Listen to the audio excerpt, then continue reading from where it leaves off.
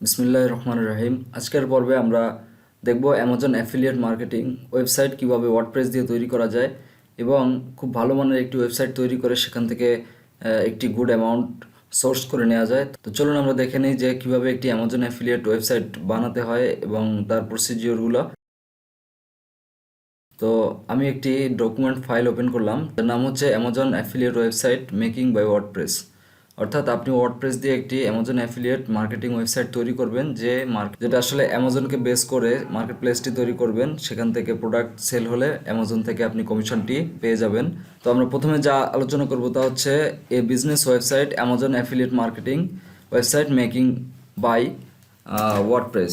তো আমরা যে টপিকটি নিয়ে আলোচনা করব তার নাম হচ্ছে Amazon affiliate marketing website making by WordPress. তো আমরা অ্যামাজন অ্যাফিলিয়েট মার্কেটিং ওয়েবসাইটটি তৈরি করব ওয়ার্ডপ্রেস দিয়ে। তো এটারই একটি সামারি আমি এখানে উল্লেখ করতেছি, তার নাম হচ্ছে কিভাবে আমরা এই প্রসিজারটা কমপ্লিট করব। তো কয়েকদিনের প্যাকেজ নিতে হবে সেটা আমরা উল্লেখ করছি এবং পেইড এবং ফ্রি ভার্সনের জায়গাগুলো উল্লেখ করে দিছি। তো ফুল কন্টেন্টটি আমরা একটু ঘুরে আসি। প্রথমে আমাদের যে কাজটি করতে হবে সেটি হচ্ছে নিশ রিসার্চ। অর্থাৎ নিশ রিসার্চ হচ্ছে এমন একটি জিনিস যে আপনি যে টপিক নিয়ে অ্যামাজন অ্যাফিলিয়েট করবেন সেই টপিকটি বাছাই করে নিতে হবে আপনার যে কোনো একটি টার্গেটেড প্রোডাক্টকে টার্গেট করে সিলেক্ট করে। তো সেই প্রোডাক্টটার উপর আপনি আপনার ওয়েবসাইটকে পাবলিশ করবেন। এই রিসার্চটির নাম হচ্ছে নিশ রিসার্চ। তো এটা 1 থেকে 2 দিন সময় লাগবে যাদের পেইড ভার্সনের রিসার্চাররা আছে, অর্থাৎ পেইডে এই কাজগুলো করে দিয়ে থাকে। তো তাদের দিয়ে আপনি সহজেই এই কাজটি করিয়ে নিতে পারবেন। পরবর্তী অপশনটি হচ্ছে কিওয়ার্ড রিসার্চ। তো কিওয়ার্ড রিসার্চও এশরেফ এবং এসিএম র্যাশ এর পেইড ভার্সন ইউজ করে যারা রিসার্চার তারা এই কাজটি করে থাকে। তো এর পরবর্তী যেটি আছে ডোমেইন হোস্টিং সেটআপ। তো ডোমেইন হোস্টিং সেটআপের জন্য একজন ডেভেলপারের সর্বোচ্চ 1 দিনের মতো সময় লাগতে পারে। এবং কন্টেন্টের ক্ষেত্রে যেটা হয় কন্টেন্ট রাইটিং। তো কন্টেন্ট রাইটিংয়ের বেলায় হচ্ছে ডিপেন্ডস অন কন্টেন্ট রাইটার। তো কন্টেন্ট রাইটার আপনাকে কীভাবে কন্টেন্ট প্রোভাইড করতেছে তার উপর ডিপেন্ড করে আপনার কন্টেন্টগুলা আপলোড হবে। তো আপনি অবশ্যই এটা পেইড ভার্সন ইউজ করবেন কন্টেন্ট রাইটারের ক্ষেত্রে, এবং পেজ পোস্ট ক্রিয়েশনের ক্ষেত্রেও একই জিনিস। তো 2 থেকে 3 দিনের মতো সময় লাগতে পারে এবং এগুলো সম্পূর্ণভাবেই ফ্রি। এরপরে যে জিনিসটি দেখবো তা হচ্ছে প্লাগইন সেটআপ।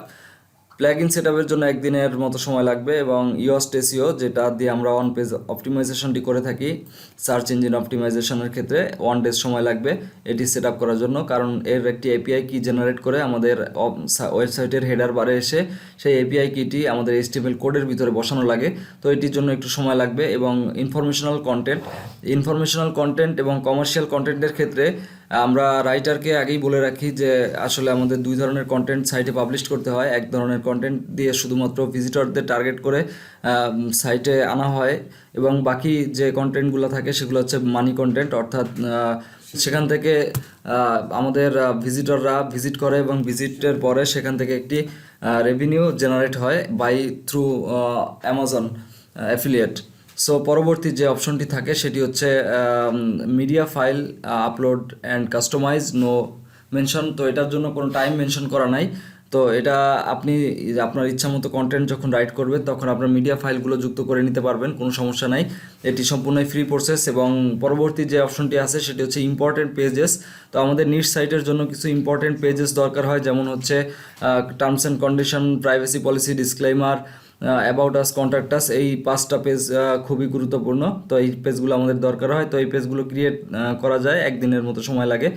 তো এর পরবর্তী যে অপশনটি থাকে অ্যামাজন লিঙ্ক ইনসার্ট। তো অ্যামাজনের লিঙ্ক আমরা প্রথমেই ওয়েবসাইটে লিঙ্কিং করতে পারি না, কারণ আমরা প্রথমে আমাদের কন্টেন্টগুলোকে ফার্স্টে লেখার পরে র্যাঙ্ক করাই গুগলে। দেন এই র্যাঙ্কড কন্টেন্ট থেকে আমরা যখন আমরা এগুলোর ভিতরে লিঙ্ক ইনসার্ট করে এগুলো আপডেট করে দেই। তো সেক্ষেত্রে আমাদের কন্টেন্ট লেখার পরেই আমাদের লিঙ্কিংয়ের কাজটা করা হয়। তো লিঙ্কিংয়ের ক্ষেত্রে আমরা যে জিনিসটি দেখলাম সেটি হচ্ছে লিঙ্ক ইনসার্ট কীভাবে করা হয় এবং এর কেমন ডিউরেশন দরকার হয়। তো ডিউরেশনের জন্য প্রথমে অ্যামাজন 3টি সেল রিকোয়ারমেন্ট করে, অর্থাৎ রেকর্ড করে। 3টি সেল যদি আপনার জেনারেট হয়ে যায় তারপর আপনি অটোমেটিক এপিআই কি জেনারেট করতে পারবেন। আর যদি এপিআই কি না থাকে তাহলে একটি প্লাগইন আছে পেইড ভার্সনের, প্লাগইনটির নাম হচ্ছে AWP অথবা অ্যামালিংস প্রো যে কোনো একটি প্লাগইন আপনি বাই করে নিয়ে এই জিনিসটা ইনসার্ট করে নিতে পারবেন যদি আপনার প্রোডাক্ট সেল না হয়ে থাকে। আর যদি আপনার 3 সেল কমপ্লিট করতেই পারেন তাহলে কোনো ব্যাপার না, এপিআই কি অটোমেটিক জেনারেট হয়ে যাবে। এর পরবর্তীতে টেবিল অ্যান্ড ফিচার ইনসারশন। তো আমাদের টেবিল অ্যান্ড ফিচারগুলো আমাদের প্রত্যেকটি ওয়েবসাইটেই যুক্ত করা লাগে। যেমন আমরা যদি দেখি যে একটি ওয়েবসাইটের ভিতরে, তো এখানে আমরা যদি আমাদের একটি ওয়েবসাইট ভিজিট করি তো সেখানে দেখতে পাবো যে আমাদের এই ওয়েবসাইটের ভিতরে কিছু টেবিল, কিছু অ্যামাজনের বাই বাটন, অর্থাৎ গ্রিন যে বাটনগুলো দেখা যাচ্ছে এগুলো হচ্ছে অ্যামাজনের বাই বাটন। তো এই বাটনগুলো যুক্ত করতে পারি। তারপরে আরও যেমন এই ধরনের কিছু কন্টেন্ট, এগুলো আমাদের ইনফরমেশনাল কন্টেন্ট হিসেবে যুক্ত হবে।